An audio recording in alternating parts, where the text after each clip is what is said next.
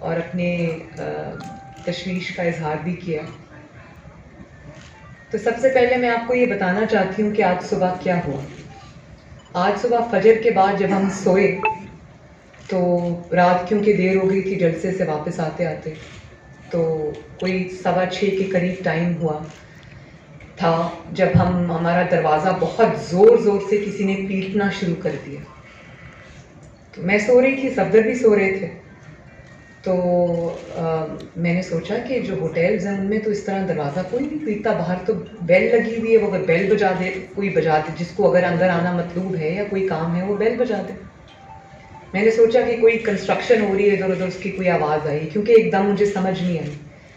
तो 1-2 मिनट के बाद फिर वही आवाज़ आई, वही दरवाज़ा पीटने की आवाज़ आई। तो मैंने कहा सफदर से, मैंने कहा मुझे लगता है हमारे कमरे का कोई दरवाज़ा बजा रहा है।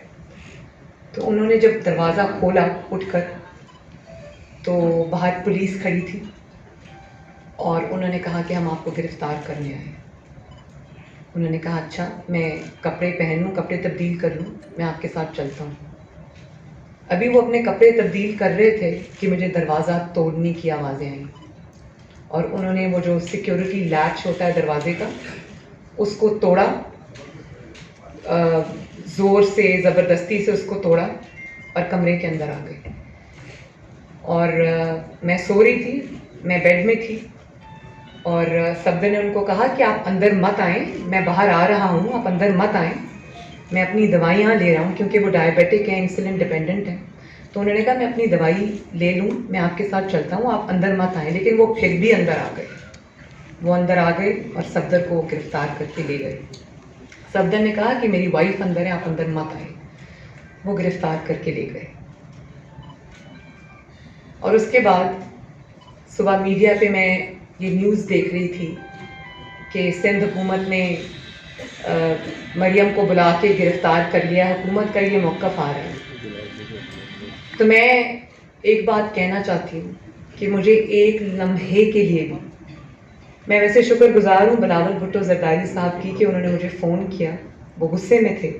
उन्होंने कहा कि मरियम दीदी ये बहुत बुरा वाक़या है और हम एम्बैरेस्ड हैं, शर्मिंदा हैं, आप हमारी मेहमान हैं, हमारी बहन हैं।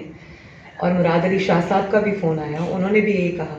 बिलावल भुट्टो ज़रदारी साहब ने मुझे कहा कि हम सोच भी नहीं सकते थे कि हमारी बहन के साथ, हमारी मेहमान के साथ यहाँ ये सलूक होगा। और इसी किस्म का कुछ इजहार जो है मेरे साथ वो सीएम सिंध ने भी किया। उन्होंने कहा हम शर्मिंदा हैं, हमें समझ नहीं आ रही कि हम आपसे किस तरह बात करें। तो मैंने उनको भी ये कहा और मैं आपकी वसातत से कौम को भी ये बताना चाहती हूँ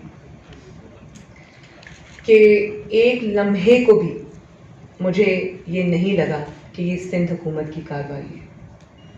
और अगर किसी ने कराची की ज़मीन पर, कराची में उनको गिरफ़्तार करके ये तासुर देने की कोशिश की है कि शायद पीपल्स पार्टी में और मुस्लिम लीग नून में या पीडीएम में दरार आ जाएगी, तो आप तो नासमझ हो सकते हैं, आप तो बेवकूफ़ हो सकते हैं, हम भी बच्चे नहीं हैं, हमको सब समझ आ रही है कि ये क्या खेल खेला गया और इसके पीछे क्या मकासद थे। तो मैंने तो एक लम्हे के लिए नहीं सोचा कि इसके पीछे पीपल्स पार्टी है। और हमें एहसास है और हम अलर्ट भी हैं और हमें पता है कि ये चीज़ें होंगी, तो हम उसके लिए तैयार बैठें। लेकिन क्या मुझे अब ये समझ नहीं आ रही, काबिल तर्स है वो जहनियत। आप कहते हैं कि मज़ार कायद के ऊपर नारा लगा, मज़ार कायद पे जो नारा लगा, वो वीडियोस जो मज़ार कायद में हुल्लड़बाजी पीटीआई के कारकुनों ने, मेरा ख्याल है कि कोई इमरान खान साहब का कोई दौरा था, वो वीडियो मरियम औरंगज़ेब के पास है, उन्होंने की, उसको कोई पूछने वाला नहीं है। लेकिन अगर कायद आज़म के मज़ार पर किसी ने कायद आज़म का ही बयानिया, कायद आज़म के ही फरमूदात दोहराए, तो वो इतना बड़ा गुनाह बन गया।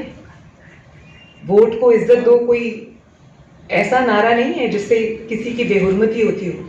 ये तो वही इरशादात हैं जो कायद आज़म ने खुद फरमाए थे। और आप जब मादरे मिल्लत जिंदाबाद, ऐसे नारों से किसको डर लगता है? मैं अच्छी तरह जानती हूँ कि वोट को इज्जत दो से किसको डर लगता है।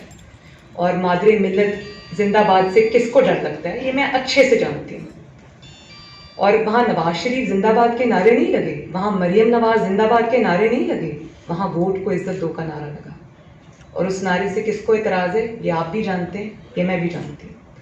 इस नारे से उसको इतराज़ है जो वोट चोरी करके आए, जो आवाम का मैंडेट चोरी करके आए, जिन्होंने फातिमा जिन्ना से लेके आज नवाज शरीफ तक और सारे जो मुंतखब नुमाइंदे हैं पाकिस्तान